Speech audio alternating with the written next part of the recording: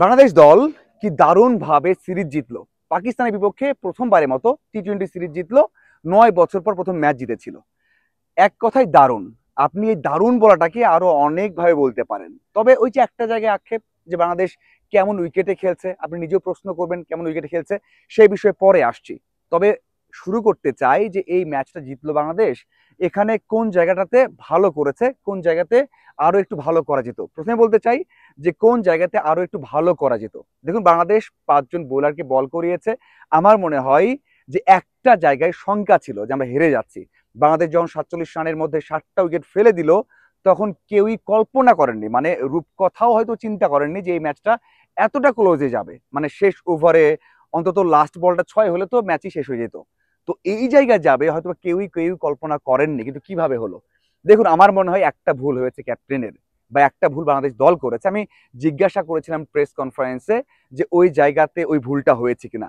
সেটা অবশ্যই বলেছেন জাকের, যে আমরা সবার উপর বিশ্বাস রাখি বলেই এই কাজটা আমরা করেছি বা ক্যাপ্টেন করেছে। সেটা হচ্ছে 19তম ওভারে রিশাদকে বল দেয়া। দেখুন, রিশাদ নিঃসন্দেহে দারুণ বোলার, ওয়ার্ল্ড ক্লাস বোলার, এবং তার যে বিভিন্ন ফ্র্যাঞ্চাইজি লিগ খেলা অথবা বড় ম্যাচ জেতানোর অভিজ্ঞতা আছে বা জেতাতে পারে, এটা নিয়ে কারো কখনোই ডাউট নেই। কিন্তু সমস্যা কি জানেন, এই যে মিরপুরের উইকেটটা, আপনি মিরপুর উইকেটে খেলবেন, আমি দাঁড়িয়ে আছি, খুব বেশি দূর কিন্তু 4-6 না, মানে খুব বাউন্ডারিটা খুব বেশি বড় না। সেই দিক থেকে আপনি যে কোনো স্পিনারকে দেন না কেন, এখানে আপনি জ্যাম্পাকে দেন, এখানে আপনি কুলদীপ যাদবকে দেন, এখানে আপনি আহ, অন্য যে কোনো ওয়ার্ল্ড ক্লাস বোলারকে দেন না কেন, ভয় থাকবেই। ভয় থাকবেই, কারণ এই মাঠে আপনি স্পিনারদের রিড করে একটু কানেক্ট করলে 4 ছক্কা হয়ে যাবে, সেই ভয়টা কিন্তু সত্যি হতে নিয়েছিল। কারণ ওই ওভারে 15 রান এসেছে, এবং শেষ বলে যদি উইকেটটা না পেতেন, ঋষাদ শেষ করতেন 4 ওভারে 42 রান দিয়ে উইকেটলেস। যদি ওই বলটা 6 হতো তাহলে কিন্তু আরো বেশি রান দিলেন। তার মানে লাস্ট ওভারের লাস্ট বলে সাফল্য পেয়েছেন এবং সবচেয়ে বেশি রান দিয়েছেন, যে রানটা হয়তো 2 জন বল করেও দেননি। তো ওই যে একটা শঙ্কা ছিল, যদিও বাংলাদেশ দল জিতেছে, ওই বিষয়ে কথা না বলাই ভালো। এটা একটা ভালো এক্সপিরিয়েন্স হলো ঋষাদের। এই সময় মিরপুরে কি করতে হবে সেটা হয়তো বা বুঝে গেছেন, লিটন দাস হয়তো বুঝে গেছে। আমরা খুব একটা অপশনে যাইনি, হয়তো বা কোনো অপশনে যাওয়ার সুযোগও ছিল না। রানটা কম ছিল যে আপনি শামীমকে বল দিবেন বা অন্যভাবে ট্রাই করবেন। তবে একটা অপশন করা যেত যে ঋষাদের ওভারটা আগে শেষ করে দিয়ে কোনো একজন পেসারকে নিয়ে আসা যেত, কারণ পেসাররা এখানে 10-এর বেশি রান দিয়া মানে দিবেন না, বা নেওয়া কঠিন কোনো ব্যাটারের ক্ষেত্রে একজন পেসারের কাছ থেকে। তো সেই দিক থেকে আমার এটা ভুল ছিল, সেটা হয়তো বাংলাদেশ ওভারকাম করেছে। এছাড়া তো আমরা দেখেছি যে শরীফুল দারুণ বল করেছেন, এছাড়া মুস্তাফিজও ভালো বল করেছেন, মাহিদি ভালো বল করেছেন ব্যাটিংয়ে।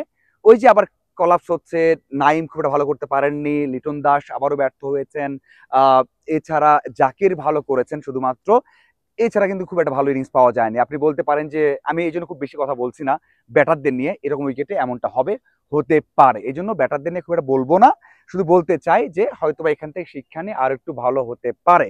ওই যে একটা ভুল, ওটা হয়তোবা শুধরাবে, এবং লাস্ট ম্যাচে বাংলাদেশ দল নিশ্চিন্তে আমার মনে হয় যে মানে চেঞ্জ আসতে পারে, কিন্তু এই মাঠে জয়টাও আসতে পারে এবং বাংলাদেশ দল পাকিস্তানকে হোয়াইট ওয়াশও করতে পারে। সেই বিশ্বাস এখন বাংলাদেশ দলের তৈরি হয়েছে। শেষ করতে চাই একটা কথাতে, সেটা হচ্ছে পুরো দল শোকাহত ছিল। পুরো দল মাঠে নামার আগ পর্যন্ত কষ্টে ছিল। যে ঘটনাটা ঘটেছে দেশে, সেটা আমরা শুনেছি, জেনেছি, অনেক কথা বলেছি। এই জন্য দেশবাসীকে, যারা ক্ষতিগ্রস্ত হয়েছেন, যারা নিহত হয়েছেন, সবার জন্য দোয়া করতে বলেছেন, এবং এই দল থেকে সবাই কিন্তু সেভাবেই সবাইকে রেসপেক্ট করেন। ধন্যবাদ সবাইকে সাথে থাকার জন্য।